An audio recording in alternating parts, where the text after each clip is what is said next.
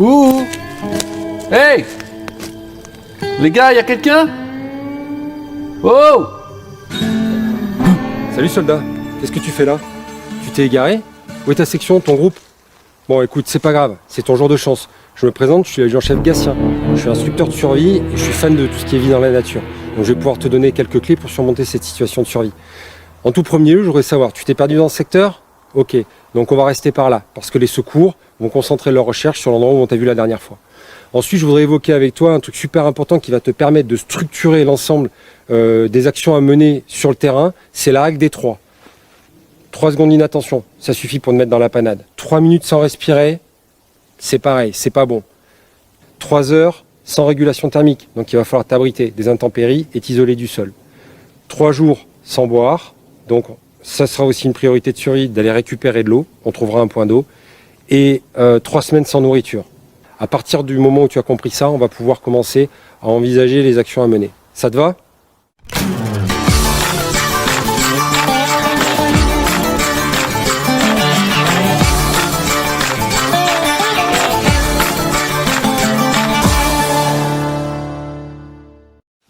Au fait, soldat, tu te souviens de la règle des 3 qu'on a évoquée tout à l'heure? On ne peut pas survivre 3 heures sans régulation thermique. Donc pour ça, il va falloir qu'on se mette à l'abri et qu'on allume un feu.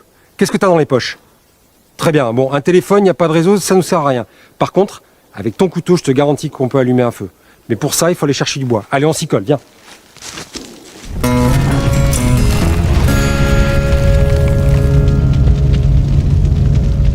Bon, soldat, tout comme pour le café, tout est dans la mouture et la préparation.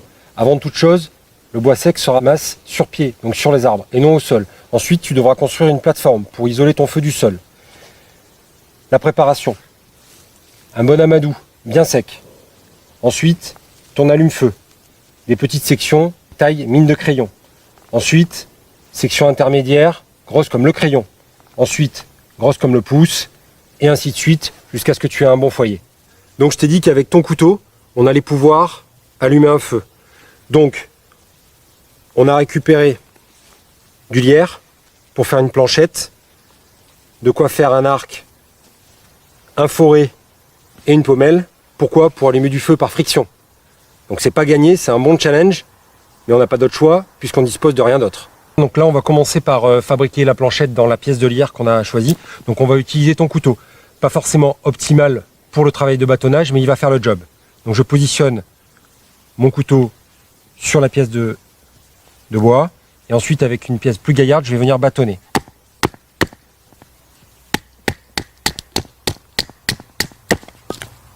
Je travaille la pièce de façon à ce qu'elle soit bien plate.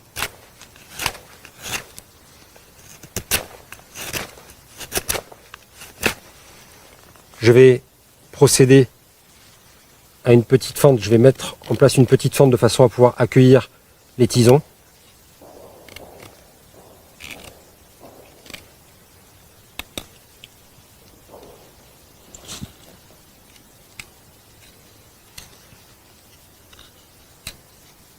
Donc tu vois, là j'ai préparé ma planchette qui va me permettre d'accueillir le foret, cette pièce-là, arrondie. L'idéal c'est d'avoir une pièce de lierre, une pièce de tilleul ou de noisetier.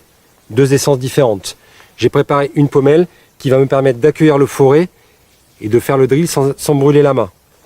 Et enfin, j'ai fabriqué un petit arc et j'ai utilisé un brin de lacet pour pouvoir faire l'action sur le foret et driller la pièce de bois. Je vais venir positionner ma planchette sous la pointe de mon pied et je vais mettre une petite feuille de façon à accueillir le tison potentiel. Ensuite, je vais saisir mon arc, venir mettre mon drill en place, comme ceci, saisir ma pommelle et mettre un petit peu d'angle de façon à ce que le lacet ne brûle pas, mettre une bonne pression sur la pommelle et driller. Doucement au départ de façon à créer le logement. J'utilise la paume de ma main contre mon tibia de façon à être fixe et dans l'axe. Là ça commence à chanter.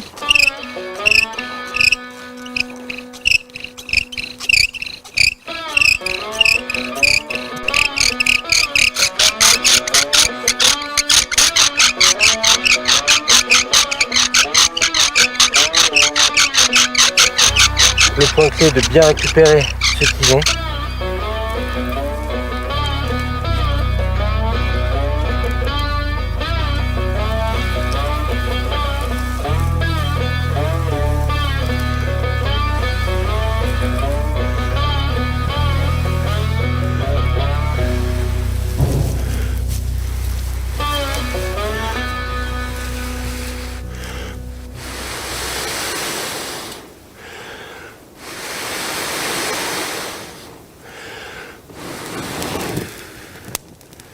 Donc là, je pose délicatement. Je saisis mes sections qui sont grosses comme les mines de crayon, que je viens poser délicatement au-dessus de ce petit foyer.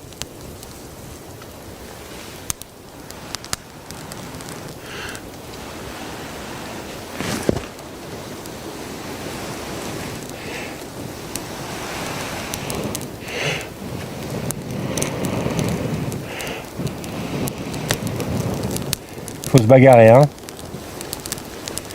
Ensuite, je saisis mes sections qui sont grosses comme le crayon, que je viens poser en pyramide également par-dessus, en laissant bien aérer. Hein.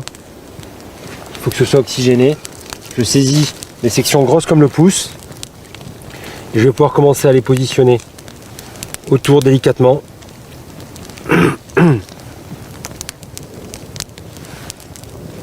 Là, on est pas mal.